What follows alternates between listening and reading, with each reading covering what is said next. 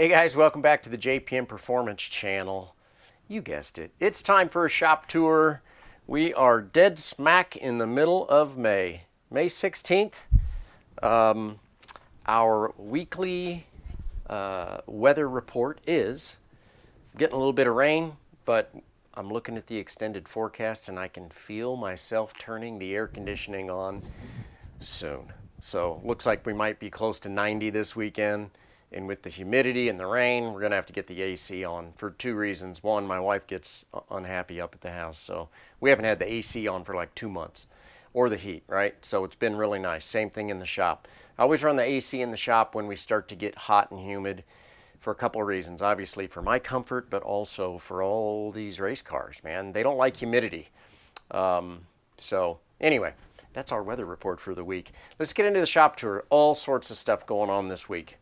Currently what I'm working on right here is Steven Simon's Differential. So what we're doing here is a lot of work on his car. We'll talk about that in a second. But what we're doing is we're changing the ring and pinion from a 4.77 to a 3.9. And you're probably asking yourself, why in the world would you go from a 477 to a 3.9? That's because we're getting ready to install the EGMT. So if you've been watching the shop tours, you've seen the bell housing modification. This is the new Mazda Motorsports EGMT Mazda racing transmission.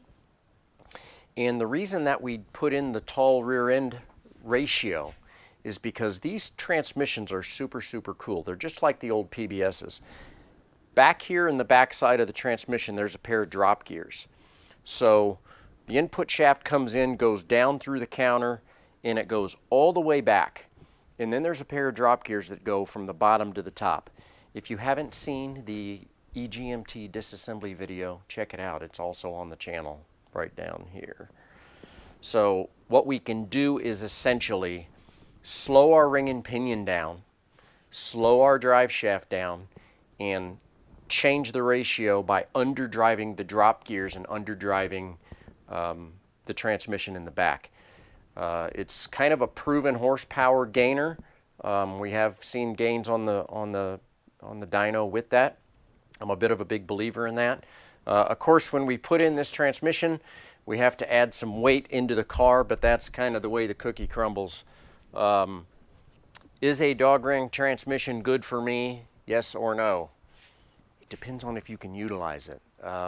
If you've ever done some left foot braking, and if you can understand the dynamics of how a dog box works, you can left foot brake and you can not use the clutch and ding ding ding down through the gears and up through the gears without using the clutch, and it can be an advantage, and that's why in production we have to add a little bit of weight to the car.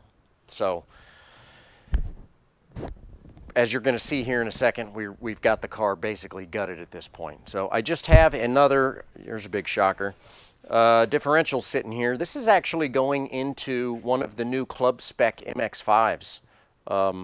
It's a new thing that SCCA has come out with, and they're doing it with the NC MX-5s and also the Mustangs. I don't know the exact year of the Mustangs, so don't quote me. Maybe John can do the research on that and stick it in the video right here.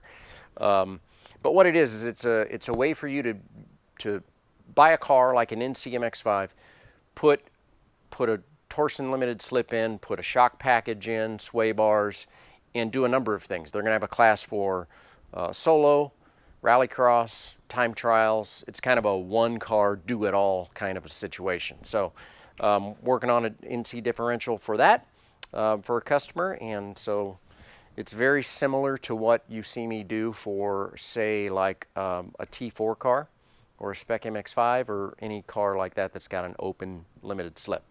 So while we're talking about Steven's stuff here, we're just a finished diff. There you go. So as you can see, the shop's been shuffled around. So I've been doing a little bit of a round robin, as you're going to see. So I've got 3 cars in the shop that all need to be ready for the June sprints. And next week there's going to be another one. Plus, anyway, next week it's going to be so packed in here, you're going to love it. I don't know if I'm going to love it as much as you're going to love it, but you're going to love it. So you can see we've got Steven's transmission out of the car. This was his close ratio Quaife synchro box, which is for sale. Oh no, that's right, I already sold it. So transmission's already sold, actually sold it before we actually even pulled it out of the car. So transmission's out, you can see the differential's out sitting over there. We've got the suspension apart. Yeah, so we're rocking and rolling on Steven's project here. Got to get going because we're only, I don't know, what are we, 6 weeks away from the June sprints at this point? Something like that. So in the meantime, Doug Weaver's going to literally be here any minute because he needs to get this car loaded up and he is heading to Mid-Ohio. And he's got all day to get there, but it's about a 12-hour drive to get there. So he should be there late this afternoon, get unloaded and race this weekend. So if you're going to Mid-Ohio this weekend, look up Doug Weaver and you can say, hey, I saw your car on the shop tour yesterday. And we'll see how he does this weekend with all of his upgrades. I'm actually really excited about all the cool stuff we did on this car this winter. So, also, next in line, Ken Kennard. We are in full-blown June sprints mode. So, as you can see, I got kind of a cool tool, right? I got a new cool tool. So when you're pulling a front-wheel drive transmission out, which is what I'm working on right now, I think a lot of people would probably just put a jack like up underneath the oil pan, which is not good for your oil pan. This is a much more safe way to do it. You can see it sits right on the rails where the hood rides. On both sides, we've got a couple of good adjustments to hook up to the engine. This one here has a stock hook. This one I used a bolt.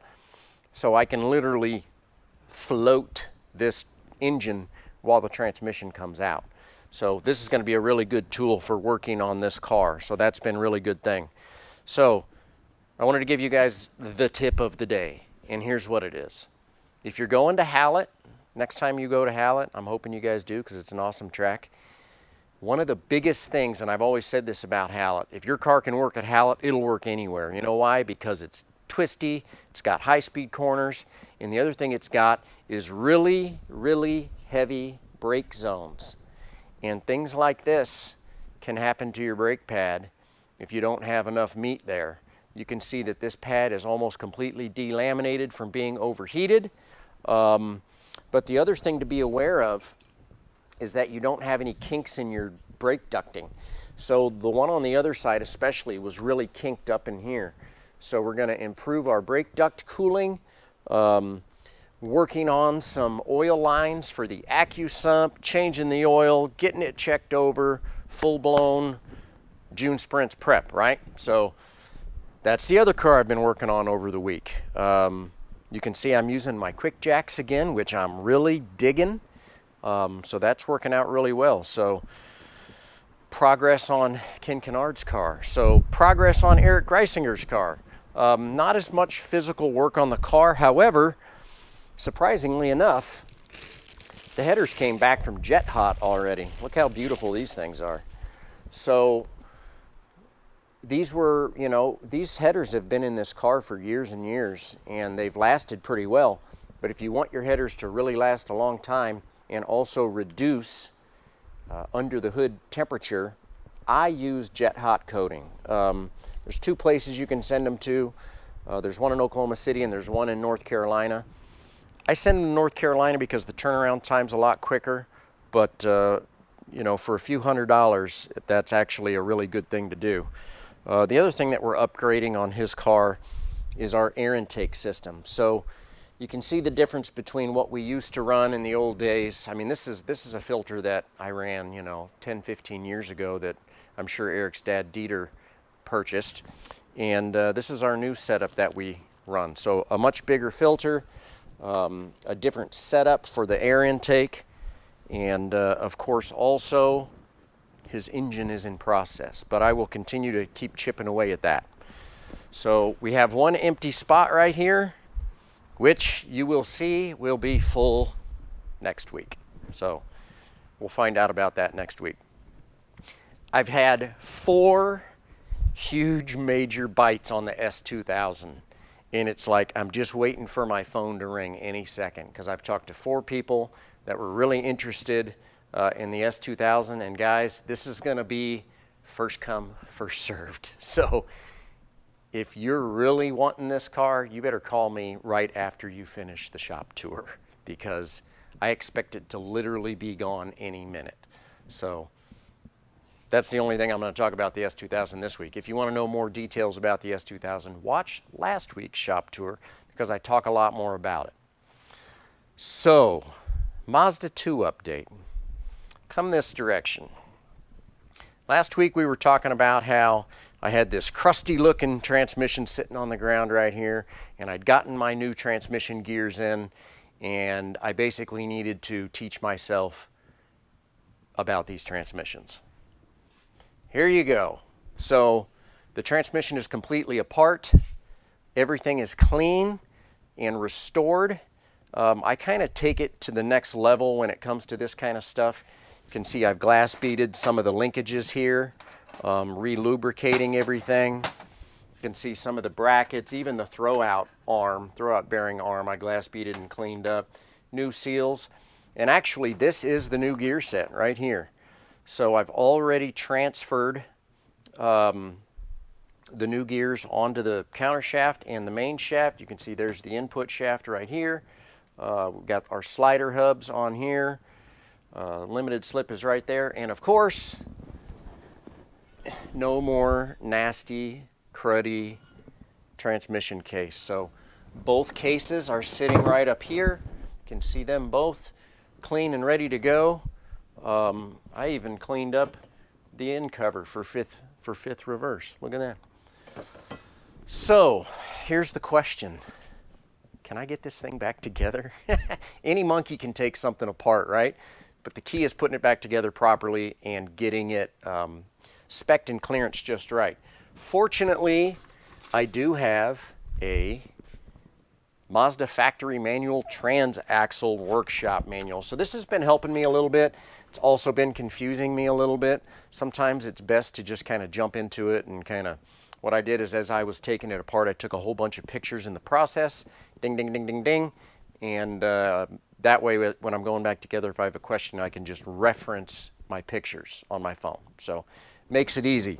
So why am I pushing so hard on this? Well, basically I got to thinking, I would really like to test this transmission in the car before I go up to the June Sprint. So we have a race at the Ozarks in 2 weeks. I'm going to see if I can get this thing together. And guess what I'm going to get to do? Another transmission change in the Mazda 2. It'll be like my 5th one this year. But I'm getting good at it, so I'm not worried about it. So I'm going to try and put all these bits and pieces back together. I even took the old counter shaft or the main input shaft, and I cut the input shaft off of that. And you know what these are good for? Clutch alignment tool. The clutch alignment tools that you get in your typical clutch kits are plastic and they're garbage. If you ever get a chance to get an old original steel, input shaft, keep that. Shorten it up like this, makes it easy. You can stick it in your toolbox, makes life easy. So that's kind of our shop tour. Next week you're going to see we've got a lot more going on. Boy, we are really getting into it now. So it's going to be a really big push for all of these cars to make it to the June Sprints. And that's kind of going to be our big mid-season race. After that, for me, it's going to be runoffs prep. I don't like racing in the summer because it's too hot and I'm a bit of a baby these days, maybe. I don't know.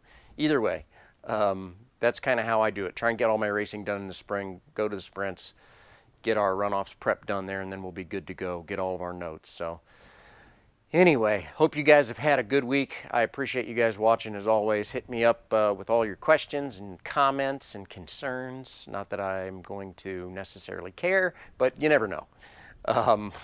It's always fun to have you guys comment on these videos. So appreciate you watching. We'll have more stuff coming up real soon. Have a great rest of your week. Take care.